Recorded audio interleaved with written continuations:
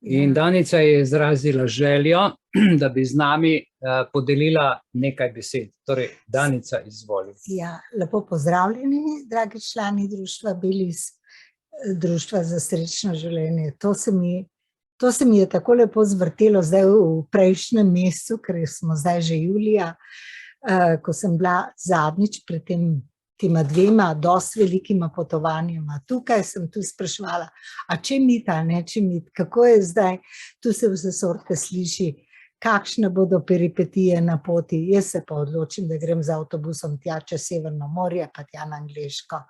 In sem v resnici na podlagi navodil našega Mihaela, to sem že tako mislila, tudi če mi ne bi tako namignil, naj vzamem, vzela sem naše dokumente od društva Belis, se vsedem v avtobus, menjala v Rotterdamu in sem šla. To, kaj vam hočem povedati. Jaz sem to pot malček bolj na dolgo napisala v našem Belis v akciji in bi vam samo to položila na srce. To je na Telegramu. Na Telegramu, ja. Smo brali, če boste pogledali, no, pač na kratko je povedano, napisano to, da sem, kot veste, doživeli smo 4 kontrole, take kot smo nekoč, ko smo hodili v vzhodni blok. Nekako jaz sem že to malček pozabila in sem potem, ko sem bila čisto mirna, prvič zaradi dokumentov, drugič zaradi vsega poguma, ki sem ga dobila v našem društvu, pa tudi še najbrž z leti se marsikaj še nabere že iz prejšnjih zgodovinskih obdobij. V glavnem videla sem po ljudeh, ki smo hodili ven iz avtobusa, kako so bili ljudje utesnjeni.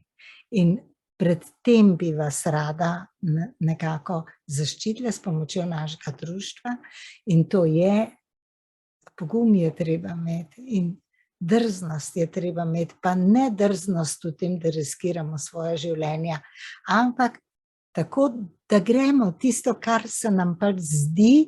Jaz sem imela pač družinske obveznosti, sem zaradi tega šla in prišla tudi srečno nazaj. Vse se lepo odvrti in mene, kljub temu, da sem imela še nekaj dni do konca mojega potnega lista, me je samo eden od tistih 4 kontrol vprašal, kako to, koliko časa bom pač tam, pa tam sem rekla nekaj dni in je bilo urejeno. Ko sem prišla domov, sem šla na drugo potovanje, čisto do juga Italije, in sem opazila prav tako, da se ljudje, čeprav ni bilo kontrol, tako kot je bilo tu proti severu, in ni bilo toliko strahu, kot je bilo tukaj v ljudeh, ki so iz avtobusa prihajali tja pred tale vod, da rečem vod.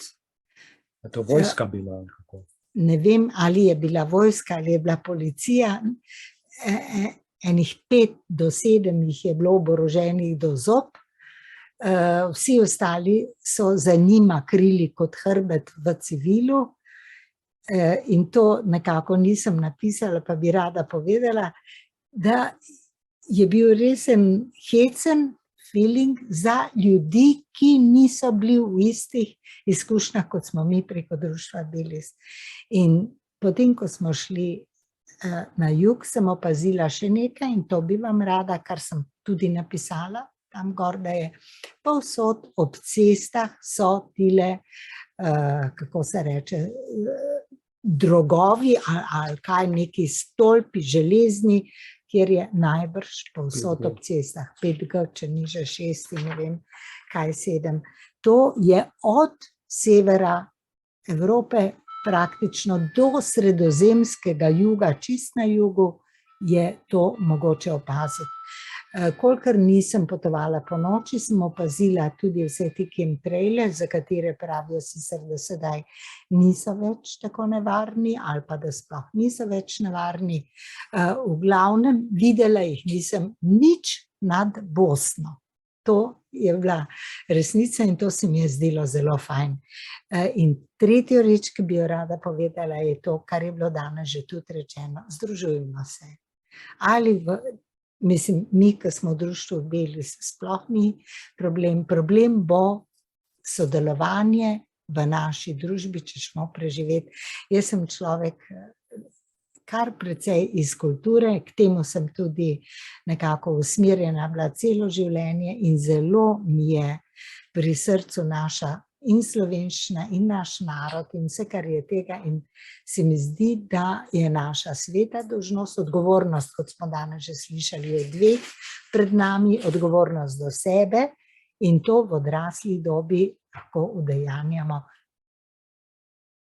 tako, kot je prav in kot je treba, kar mož je dolžan, to mora storiti. To malo sem spremenila Župančičeve besede, ampak to je pravilno. Eno vprašanje bi imel zate. Ko poslušam, kar govoriš iz izkušenj, zdaj, ko si jih na teh potovanjih ali pa po potovanju sem in kaj doživela, ali se ti zdi, da gre za pandemijo, za virus, za bolezen, katera rabi oborožene sile ob pregledu potnih listov? Tvoje mnenje, prosim. Ja, jaz sem se tukaj kar malček nasmejala, ker očitno je bilo čisto vsem jasno, da ne gre za nobeno bolezen. Na vseh teh potovanjih in na levo in na desno, in kolikor vidim, tudi vidim v mojem neposrednem okolju, da so se ljudje znebili, ko prej so se kar malo tresli, zdaj so se pa znebili. Hvala Bogu, da je prišlo do tega. Pravijo, v avtobusu si potovala? Ja, potovala sem 2 noči in en dan sem šla na angleško z avtobusom in noben. Pravijo, da ena vžigalica prežene temo in ti si bila ta lučka tam. Ja, ne vem. Če sem bila lučka, jaz sem se kaj imela. Tvoja drža, tvoj odnos, tvoja korajža, tvoje izkušnje, kot si rekla.